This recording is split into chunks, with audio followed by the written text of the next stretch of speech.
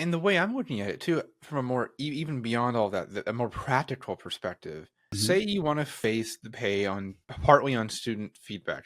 Okay, let's look at this objectively. If you want to do that, okay, but how are you using it?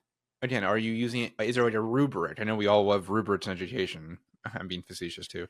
That is there a rubric that they're graded on? Like you have, say, on a 5 point scale where okay, half your class was all at the 5 points, you had a few at the 1 points. Is there an average that you base it on? There's no information here, and I don't know if again the whole equity right there. I don't know how you can make an equitable system to grade student feedback, which by in its very nature is subjective, There will be in that district a lot of turnover. which There's actually not. leads right to They're what going to is in the have. article.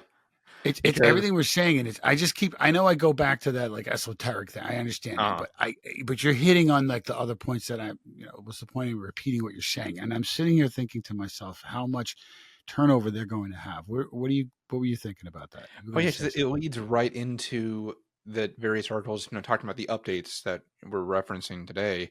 Because we said we were going to keep an eye on it, and yeah, it's Hmm. already it's Hmm. already kicking off, isn't it? That what this superintendent Miles said essentially really alienated the teachers, as you can imagine. And what they're saying, why so many, again, are having turnover, a lot of them are leaving, like you said, because many Houston teachers have been quoted as say and criticizing him by saying he has a very my way or the highway approach to this system. He doubled down saying that those working in the district who don't like his changes can just leave. And many are because they don't want that kind of culture. You know, because he keeps and the way he's alienating teachers. We mentioned many times on this podcast how we hate that accountability is all placed on the teachers and none on the admin. So that's exactly what he's doing even more, putting so much accountability on teachers who have no say in what a student writes on a freaking survey or how they do on a test on a specific day. It doesn't work that way. And all you do is alienate your teachers who then leave because you're saying that, oh, you aren't accountable. I believe he said something along the lines of, our biggest problem in education is a lack of teacher accountability. I'm like, really? Do Really, you really believe that? it's the opposite. There's so much teacher accountability. It's to the point where the kids aren't accountable for anything anymore. We all know that too. Kevin, as you're talking, I'm looking at this article. There's a quote he said, and you're talking about him alienating teachers. Well, here's a really good way to alienate your teachers. This guy just took out all his phys ed teachers, his art teachers, his music teachers, his librarians. I would say possibly even the special education teachers. Check this out. I can look at an elective teacher in third grade and say reading is more important to our students right now. And the value that teacher brings is higher than the value a PE teacher brings. Nobody wants to say that, but I'm saying it. And I'm saying it pretty clearly that what we do is based on the value that a different position brings. So math teachers, you're more important than English teachers. Science teachers, STEM, that's rocking. So you're more important than a social studies teacher.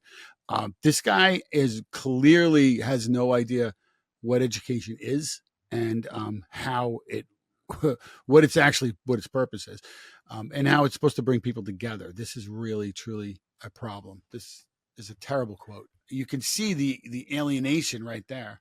It's a terrible And so, thing. and you're right there. You really see the my way or the highway approach that all the teachers Absolutely. are saying that he has, and why a lot of them are choosing to leave. And we said in our first episode on this that this is going to really make teachers leave this school district and go You're somewhere else right. where they aren't evaluated this way. Because even though the current evaluation system is abysmal, at least it's not this.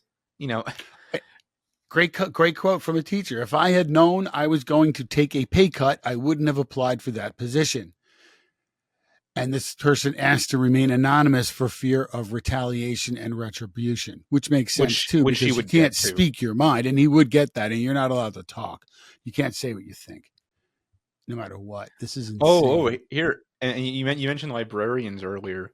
Apparently, he's also just in Houston converted a lot of libraries into discipline areas and reassigned librarians to other positions instead. Because libraries are useless, right? We don't need Exactly. books. What are you talking about? As an arts teacher, ready? English language arts teachers make a minimum of 80,000 and a max of 105. But a social studies teacher teaching the same grade, minimum is 73 and max is 98. So they've made English more important than social studies. He says Bizarre. something along the lines of libraries aren't important to a child's development.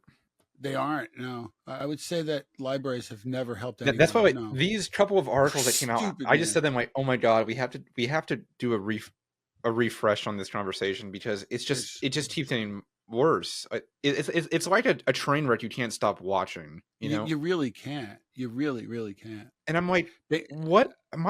When it comes down to it, all I have to ask this guy is, what is your goal here? Is your goal to improve public education, or is it to ruin public education?